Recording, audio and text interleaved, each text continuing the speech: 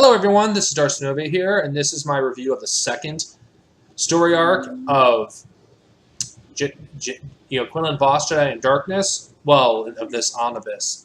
Anyway, this is the second arc that focused on Quinlan VOS, and this time it deals with him going to the planet of Dathomir, which is the home of the Dathomirian witches, which that was first introduced in the novel Countership of Princess Leia, which I have yet to read. Yeah, I'll review that eventually in the future. Anyway, unlike what they ultimately became in TCW, which I don't even really want to talk about that. He's investigating what's going on there, and not everything is what it seems over there. You have one of them, the Dathomirian witches. I'm not going to spoil what really happens that is against what they're doing.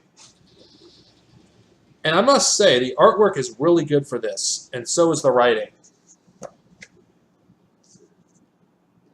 Which, artwork is important in a comic. I know I say this a lot, but it is, because the artwork, in this could express emotions, and it makes you more engaged in the story.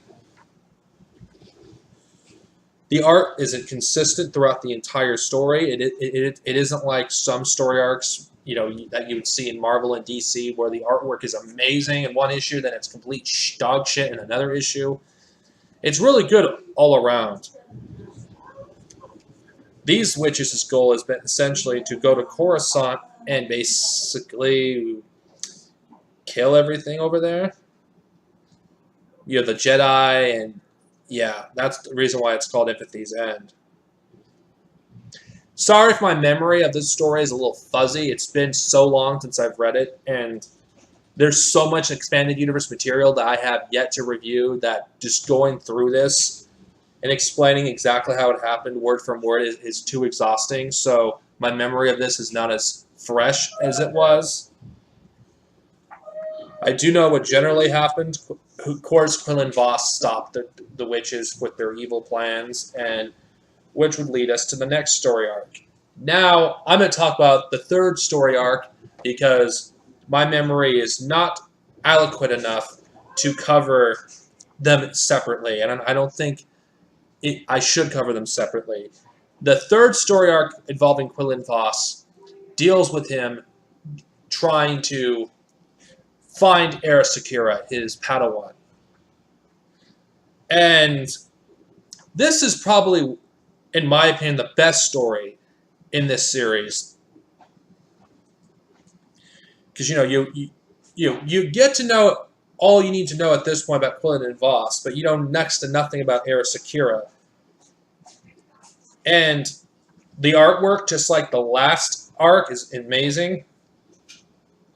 And the villain's really good, too. I'm not going to spoil why the villain was really good in this arc, but it was still a great story nevertheless.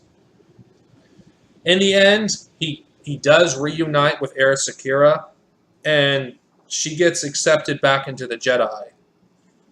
Of course, the next story arc that follows is involving the origin of what happened to Plo Koon's master, because, Sakura is, it's just, readjusting to the Jedi Order, and she learns an important story that happened, and it's regarding Tarkin's father.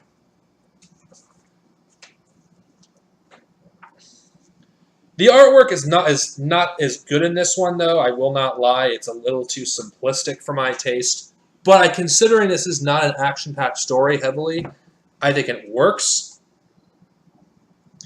It does, in a way, explain Tarkin's actions later down the line.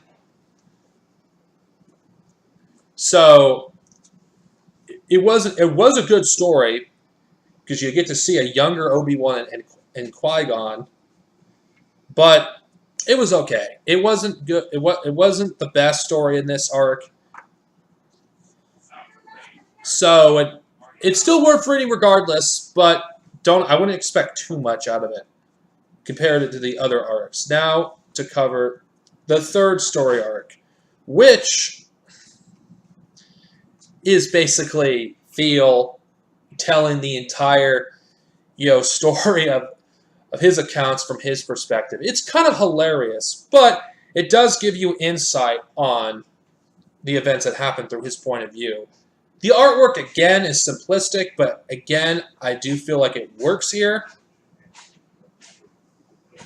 The reason why I'm covering all these storylines, because I feel like it's been too long since I've read them, and I don't want to go back to reading them right now because there's so much expanded universe material that I have to read, and if I go back to reread some material, it'll delay everything.